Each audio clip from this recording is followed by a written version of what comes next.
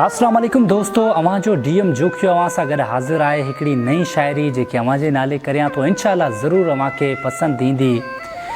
एॾियूं छो नफ़रतूं करी थो, तूं बि इंसान मां बि इंसान।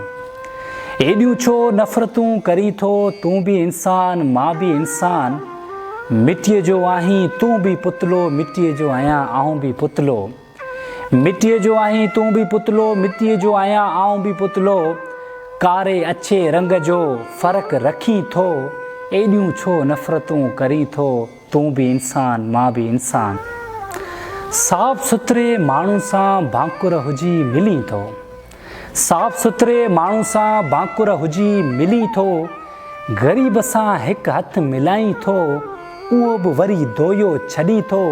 एॾियूं छो नफ़रतूं करी थो, तूं बि इंसान मां बि इंसान। मोहबत न करण ते के न्याणी जी इज़त पामाल करी थो, मोहबत न करण ते के न्याणी जी इज़त पामाल करी थो। क़त्ल उन जा ख़्वाब उन जूं ख़ुशियूं करे, साह जी तंद उन जी टोड़े। उन जो लाश उन जे घर अॻियां वितायो छॾी थो। एॾी छो नफ़रत करी थो, तूं बि इंसान मां बि इंसान। पत्थर जहिड़ियूं नफ़रतूं रखी थो पंहिंजी जाईअ सां, पत्थर जहिड़ियूं नफ़रतूं रखी थो पंहिंजी जाईअ सां। मरण खां पोइ उन जे जनाज़े में शिरकत बि नथो करी। जेको तोसां मोहबत कंदो हो, उन जो कफ़न खोले आख़िरी दीदार बि नथो करी। एॾी छो नफ़रत करी थो, तूं बि इंसान मां बि इंसान। तालीम जे चिराग ते एॾो तूं जली थो, तालीम जे चिराग ते एॾो तूं जली थो। ॿारनि जे हथनि में किताब ॾिसी स्कूल बंदि कराए, उते पंहिंजी औताक ठाराई थो। एॾी छो नफ़रत करी थो, तूं बि इंसान मां बि इंसान। शक ऐं वहमनि में के न्याणी खे कारी करार ॾेई, शक ऐं वहमनि में के न्याणीअ खे कारी करार ॾेई। वॾो पाण खे मुड़ुसु माण्हू सॾाए, कुआड़ियुनि जा वार नाज़ुक बदन ते करी थो। उन रत खे बि नफ़रत सां निहारी थो।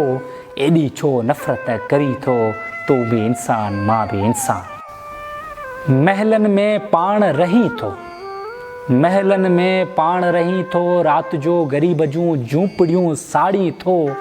वॾी गाॾीअ में घुमी ग़रीबनि खे साओ गाह सम्झी लताड़ी थो। एॾी छो नफ़रत करी थो, तूं बि इंसान मां बि इंसान। कंहिंजी कामयाबीअ ते सड़ी थो, कंहिंजी कामयाबीअ ते सड़ी थो। राति जो रोज़ साज़िशूं करी थो। अड़े पल भर जी ज़िंदगीअ खे, पल भर जी ज़िंदगीअ खे नफ़रतनि सां अज़ाब बनाई थो। मोहबत जा गुल मरोड़ी थो, मोहबत जा गुल मरोड़ी थो। मोहबत वारा माण्हू ॾिसी तूं सड़ी थो। मिटीअ जो तूं महिमान आहीं, मिटीअ जो तूं महिमान आहीं।